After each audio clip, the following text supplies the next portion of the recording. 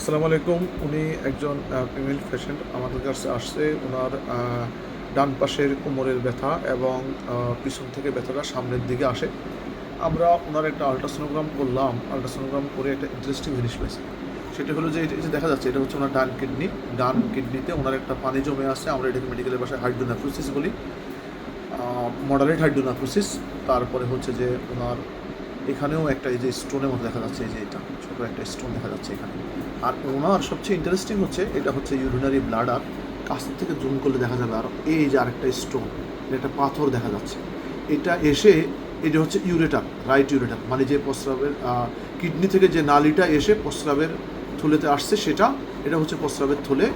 এই পাথরটা এই নালি মানে যেটা কিডনি ডান কিডনি থেকে এই যে এই কিডনি থেকে এই নালিটা এদিক দিয়ে আসছে, এসে প্রস্রাবের থলেতে আসছে। আসার পরে এইখানে পাথরটা আটকে আছে, এই যে দেখা যাচ্ছে এই জায়গাটা, এই যেটা হচ্ছে সেই পাথর।